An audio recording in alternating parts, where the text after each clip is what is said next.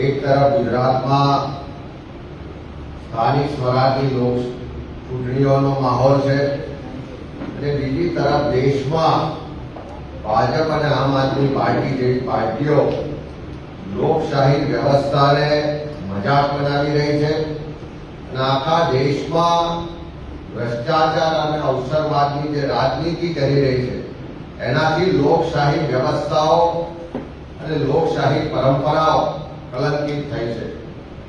જે રીતે એક તરફ ગુજરાતમાં ભારતીય જનતા પાર્ટીનું કટકી કમિશન અને કમલમ નું જે આખું નેક્સસ છે એ ખુલ્લું પડી ગયું છે। ભાજપનો ચાલ ચરિત્ર અને ચહેરો ગુજરાતની જનતાએ સારી રીતે જોઈ લીધો છે, ઓળખી લીધો છે અને બીજી તરફ આરએસએસની વિચારધારાથી બનેલી આરએસએસ અને બીજેપીની સ્ટ્રેટેજી મુજબ ચાલતી અને એના જ ફંડિંગથી ચાલતી આમ આદમી પાર્ટીને પણ લોકો હવે ઓળખી રહ્યા છે। આખા દેશમાં 2013ના વર્ષથી જે રીતે લોકશાહી વ્યવસ્થા અને લોકોને છેતરવા માટેનું એક વ્યવસ્થિત સુનિયોજિત ષડયંત્ર ચાલતું હતું કે ગઈકાલે દેશ ને દુનિયા સમક્ષ ખુલ્લું પડી ગયું છે। ભારતીય જનતા પાર્ટીને અને આમ આદમી પાર્ટી ક્યારેય એકબીજાના વિરોધી હતા જ નહીં, ફક્ત દેશ ને દુનિયા સમક્ષ વિરોધી હોવાનું નાટક કરતા હતા અને દેશના લોકોને છેતરતા હતા। ગઈકાલની ઘટનાથી આપણો ઇતિહાસ જોઈએ તો 13 વર્ષ સુધી જે જૂઠાણા ચાલ્યા, જે લોકોને છેતરવા માટેનું એક સુનિયોજિત ષડયંત્ર ચાલતું હતું, એના પરથી પડદો ઉઠી ગયો। દેશ અને દુનિયાએ જોઈ લીધું ત્યારે ગુજરાતના લોકો આઘાતની લાગણી સાથે આ આખી જે ઘટના છે એને જોઈ રહ્યા છે અને એટલા જ માટે જ્યારે આખી ઘટનાના ઊંડાણમાં જઈએ તો આખી જે ષડયંત્રનું જે સુનિયોજિત પ્લાનિંગ હતું એને આપણે જાણી શકીશું। 2013માં જ્યારે ઇન્ડિયા અગેન્સ્ટ કરપ્શન મૂવમેન્ટની શરૂઆત થઈ, આ આખી મૂવમેન્ટ એ આરએસએસ અને બીજેપીનું બ્રેઇન ચાઇલ્ડ હતું અને એના અંતર્ગત જ અન્ના હઝારેજીને પ્રોજેક્ટ કરવામાં આવ્યા। પડદા પાછળ કોણ લોકો હતા, શું એજન્ડો હતો, કેવી રીતની આગળની રણનીતિ હતી, એ આખું પ્લાનિંગ આરએસએસનું હતું। આખા દેશમાં કોંગ્રેસને સત્તા પરથી દૂર કરવા માટેનું એક આખું પ્લાનિંગ કરવામાં આવ્યું અને એ જ રીતે આપનો જન્મ આરએસએસ બીજેપીની વિચારધારાથી એના પ્લાનિંગથી થયો। 2013થી જે મૂવમેન્ટ ઊભી કરવામાં આવી અને આપનો જન્મ એ મૂવમેન્ટના આધારે થયો અને જે રીતે આખા દેશમાં કોંગ્રેસના મત તોડવા માટેનું ષડયંત્ર ગોઠવાયું અને એના ભાગ સ્વરૂપ આમ આદમી પાર્ટીને પાછળ બેકશીટથી ભારતીય જનતા પાર્ટીને આરએસએસે ચલાવ્યો।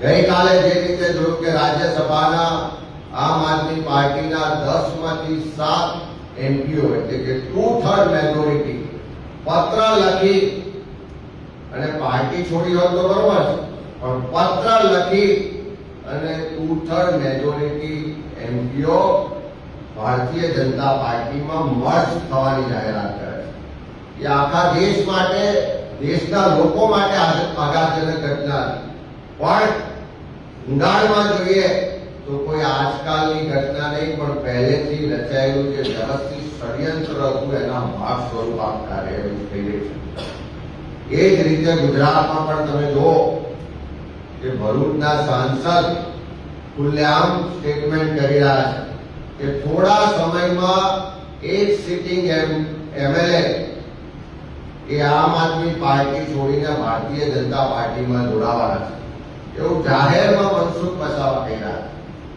સૌરાષ્ટ્રના ભાજપના નેતા જાહેરમાં ભાષણ કરી રહ્યા કે તમે આપના લોકોને જીતાડશો તો થોડા દિવસમાં એ ભારતીય જનતા પાર્ટીમાં જોડાઈ જવાના છે, એમાં કોઈ શંકાને સ્થાન નથી। એટલે ભારતીય જનતા પાર્ટી હવે ખુલ્લેઆમ કહી રહી છે કે આમ આદમી પાર્ટીના લોકો એ અમારા લોકો છે અને આવનારા દિવસોમાં અમારી સાથે જોડાવાના। એટલે ભાજપ આખી જે રણનીતિ મુજબ ચાલી રહી છે કે આખા દેશમાં જે રાહુલ ગાંધીજી કોંગ્રેસનું વર્ચસ્વ વધતું જાય છે, લોકો ભાજપથી વિરોધ થતા જાય છે. 2029માં દેશમાં સરકાર બદલાવાનું સુનિશ્ચિત છે. ભાજપને હારનો ડર લાગે છે કે એમના જે બચ્ચાઓ હતા એને પાછા ફરી એમની પાર્ટીમાં જોડી રહ્યા છે અને લોકો છેતરાઈ રહ્યા છે. કોંગ્રેસ પાર્ટીએ છેલ્લા 12 વર્ષથી સતત કીધું કે આમ આદમી પાર્ટીએ ભાજપ આરએસએસ નું બચ્ચું છે, ભાજપની બી ટીમ છે. કોંગ્રેસના મત તોડવાની રણનીતિના ભાગરૂપે ગુજરાતમાં એને લોન્ચ કરવામાં આવી છે. 2013 થી તો લોકો ભ્રમિત હતા, પણ 2022ની ચૂંટણીમાં લોકોને સ્પષ્ટ ખ્યાલ આવ્યો કે આમ આદમી પાર્ટીએ ભાજપની બી ટીમ છે. સરકાર વિરોધના જે મત છે, એન્ટી ઇન્કમ્બન્સીના જે મત છે, એને તોડવા માટેનું એક આ વ્યવસ્થિત પ્લાનિંગથી એને સપોર્ટ થઈ રહ્યો. એવા સંજોગોમાં હવે કોઈને પણ આશ્ચર્ય નથી કે આમ આદમી પાર્ટી ભાજપની બી ટીમ છે. બધા જ આજે જાણી ચૂક્યા છે, જોઈ ચૂક્યા છે અને સાબિત થઈ ચૂક્યું છે. અને જ્યારે આ સંસદ સભ્યો મર્જ થયા ભારતીય જનતા પાર્ટી, ત્યારે પંજાબની જનતાને એવું લાગ્યું કે અમારી સાથે વિશ્વાસઘાત થયો, અમારી સાથે છેતરપિંડી થઈ. હજુ તો એવા પણ અહેવાલ છે કે થોડા દિવસોની અંદર પંજાબ સરકારના બહુમતી ધારાસભ્યો લેખિત સ્વરૂપે જાહેરાત કરવાના છે કે અમે બધા જ આમ આદમી પાર્ટીના ધારાસભ્યો, આમ આદમી પાર્ટી આખી બહુમતી ભારતીય જનતા પાર્ટીમાં મર્જ થવા જઈ રહી છે. એટલે પંજાબના લોકો તો છેતરાયા, પંજાબના લોકો સાથે તો વિશ્વાસઘાત થયો. પણ હું આ પ્રેસના માધ્યમથી ગુજરાતના લોકોને વિનંતી કરવા માંગુ છું કે તમારી સાથે વિશ્વાસઘાત ના થાય, તમારી સાથે છેતરપિંડી ના થાય, એનું ખાસ ધ્યાન રાખજો. કારણ કે આવતીકાલે જ્યારે આખા ગુજરાતમાં મતદાન થવાનું છે, ત્યારે ક્યારે સરકાર સામેનો બધાને વિરોધ છે. ભારતીય જનતા પાર્ટીના ભ્રષ્ટાચારી શાસનને બદલવું છે. આ કુશાસનમાંથી લોકોને મુક્તિ જોઈએ છે, પણ જે વિરોધના મતો છે એને ડાયવર્ટ કરવાની, વિભાજિત કરવાની ભાજપ આરએસએસની સ્ટ્રેટેજી મુજબ કદાચ જો કોઈ આમ આદમી પાર્ટીને મત નાખ્યા તો તમારા મત વેડફાઈ જવાના છે. જે વિશ્વાસઘાત છેતરપિંડી પંજાબના લોકો સાથે થઈ, એવી છેતરપિંડી વિશ્વાસઘાત ગુજરાતના લોકો સાથે ના થાય એની વિશેષ કાળજી ગુજરાતના લોકો રાખે એવી વિનંતી પણ કરીએ છીએ. જ્યારે આપણા ગુજરાતમાં પરિવર્તનનો સંઘર્ષ થઈ ચૂક્યો હોય, ગુજરાતના મતદારો પરિવર્તન માટે મતદાન કરવાનો સંકલ્પ લઈ ચૂક્યા હોય, ત્યારે પરિવર્તનનો સંકલ્પને કોંગ્રેસ જ વિકલ્પ, એકમાત્ર કોંગ્રેસ પાર્ટી છે જે ગુજરાતના લોકોના હક અધિકાર માટે હંમેશા લડી છે. ગુજરાતમાંથી આ ભ્રષ્ટ શાસનને દૂર કરવા માટે હંમેશા અવાજ ઉઠાવ્યો છે. અને આ એક કોંગ્રેસ પાર્ટી છે જે ગુજરાતના લોકોના વિકાસ અને ખુશહાલી માટે હંમેશા કામ કરતી આવી છે. ગાંધી, નહેરુ અને સરદારની આ કોંગ્રેસ પાર્ટી એકમાત્ર ગુજરાતનો વિકલ્પ છે. એ વાત આજે લોકો સમક્ષ પ્રસ્થાપિત થઈ ચૂકી છે. અને મારે ખાસ કરીને આખા દેશમાં અને ગુજરાતમાં જે લોકશાહીની મજાક બનાવવામાં આવી રહી છે, જે લોકશાહીને કલંકિત કરવામાં આવી રહી છે, જે રીતે પ્રજાનો જનાદેશ, પ્રજાનો વિશ્વાસ કેળવી આખી ને આખી પાર્ટી ભારતીય જનતા પાર્ટીમાં મર્જ થઈ જાય અને આરએસએસ બીજેપીનું જે બ્રેન ચાઇલ્ડ હતું, એ મુવમેન્ટ હતી, એમાંથી ઉભી થયેલી આમ આદમી પાર્ટી આખા દેશમાં આવનારા દિવસોમાં કદાચ એવું પણ બને કે અરવિંદ કેજરીવાલ સહિત આખી આમ આદમી પાર્ટી ભાજપમાં મર્જ થઈ જાય, એવા સમાચાર આવે તો કોઈ આશ્ચર્યજનક નહીં હોય. એ દિવસો દૂર નથી કે જ્યારે આવું બની શકે.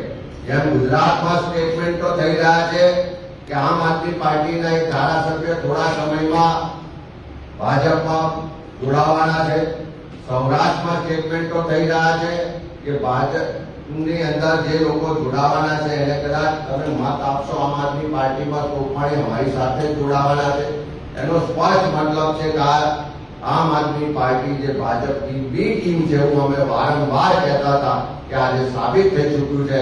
ત્યારે ગુજરાતના મતદારો આવતીકાલ માટે એટલું ધ્યાન રાખે કે તમારો મત વેડફાય નહીં. તમારો મત પરિવર્તન માટે છે, તમારો મત સુશાસન માટે છે, તમારો મત ભ્રષ્ટાચારીઓને દૂર કરવા માટે છે, તમારો મત તમારા ટેક્સના પૈસાની જે બરબાદી થાય છે એને રોકવા માટે છે. ત્યારે આ મત વેડફાય નહીં ને કોંગ્રેસ જ એકમાત્ર વિકલ્પ છે એ વાત કરવા માટે આજે તમારી સમક્ષ આવ્યા છે. એનો આપના માધ્યમથી ગુજરાતની જનતા સમક્ષ મેસેજ જાય, સંદેશો જાય એવી વિનંતી કરી. અમારી તમામ માહિતીથી અપડેટેડ રહેવા માટે જોડાયેલા રહો ત્રિશુલ ન્યૂઝ સાથે.